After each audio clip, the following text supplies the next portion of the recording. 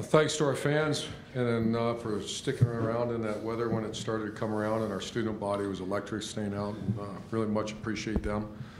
Appreciate the Buckeye Walk and their once again hanging in there when we saw that weather coming in. Also a tribute to our senior class. It's not a goodbye because we got a lot of ball ahead of us. It was an opportunity for our seniors to tip their hat to the crowd, best fans in the land, and as important opportunity, which I thought our crowd was really classy, to say thank you to a group of players that if you just look at their performance, you look at the way they live their lives, you look at the way they represent this great university and represent their families with great honor and character and integrity, and that's the Ohio State that I've known since I've been a young person. So I'll answer your questions for you. Front row right here, Rob. Urban, can you describe two things? One, the transformation, the evolution of J.T. Barrett since he arrived, and what it was like him coming out, your emotions coming out for the last time in this stadium. Yeah, it was. First of all, I love JT. Everybody knows that. His transformation, he's leaving the record-setting quarterback. But once again, my emotions were more for him to say goodbye to the crowd. We got a lot of stuff going on here, so it's certainly not a goodbye. When we say goodbye, it's going to be a tough one. But that was not a goodbye. That was a chance for him to tip his hat, and that's why I made that clear to our players to thank the crowd. And in return, I mean, I've been a lot of places where the crowd doesn't tip their hat back at you, and today was awesome. I mean, they did that, and it's well deserved. Front row left, Bill. Urban, how closely were you and your staff following the weather forecast, and in terms of the importance of having the start that you did? And secondly, could you describe your defensive performance? Yeah, it was the first time we were going to take the ball. They won the toss and deferred, but we were going to take the ball because we followed it really closely, and I think 5:30 was when it was going to hit. And we wanted to have the dry ball and then also select a wind in the third quarter, second half, but it worked out fine anyways. So so we watched it really closely. Second part, defense was dominant. They did what they had to do. Front row, Tim. Urban, what's come over Mike Weber the last couple of weeks, number one, and number two, just as you watch your offensive line play now, what are you seeing from them? Obviously, for a second straight week, for sure, they dominated. Yeah, they're the most improved unit on our team, and the leadership, the cohesiveness of that group, led by their unit leader, Coach Stud, has been very noticeable. Was not the strength of our team a year ago. It's a strength of our team right now, and we all know that teams that go to compete with what's coming up down the road, you have to have a powerful offensive line. So very proud of them. And Weber, what's come over Weber? Yeah, Weber's just 100% healthy, and he's running like a guy that we were bragging about him all summer. Then he had that tough injury, but he's doing very well.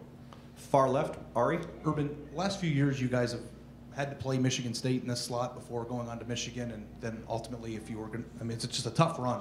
How important is it to have a game like this when you're trying to get back up into the eyes of the committee and, confidence-wise and everything going into the, I mean, just to have a game where you could rest starters and do the things that you guys did tonight 2 weeks before having. How important? I mean, is it a big deal? To be seen, or we've had pretty good performances against them the last couple of years when he played at Michigan State, and so I don't know.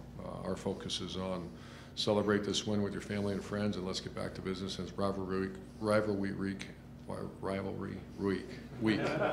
Say that 10 times. Has officially started. One other quick one. Why, if you could take me into the decision making to put the starters back into the third quarter after the turnover touchdown? I was just so pissed. I just didn't want it to turn into a clown show, which it looked like it for a minute, and I got to give Dwayne a lot of credit. He bounced back like that. Front row right, Austin.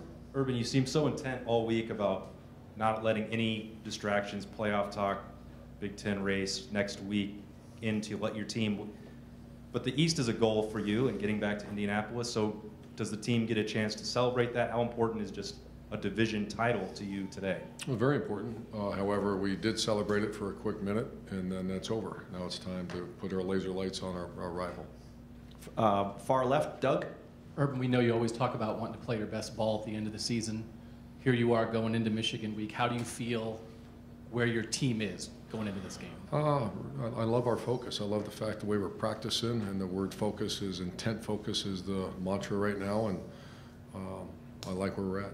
And Paris Campbell, we know we missed a couple games in the middle of the year there, got him back involved in the offense. Just when you have that, What does that bring to you guys? He's dynamic, and he hasn't he hasn't played like that, but that just tells you that you have to practice. Why is Mike Weber playing so well? He's practicing so well.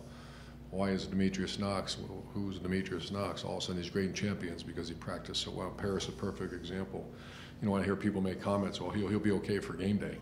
What does that mean? That's not the way this works. He's got to practice to get where he's at, and he's practicing really well this week. And last three over on the right, we're going to go Clay, Jared, and then Steve. Clay? All three. Just you first. Were you aware that your rival lost today, and just how quickly did you make that pivot in the locker room? Pretty quick. We celebrated the chance that we're going to go to Indianapolis, which is a goal every year, and then yes, I was aware, and we dive right into getting ready to go. Jared? Urban, on a similar note, every year when you prepare a team for this week that's coming up here, it seems like the hype grows and grows and grows.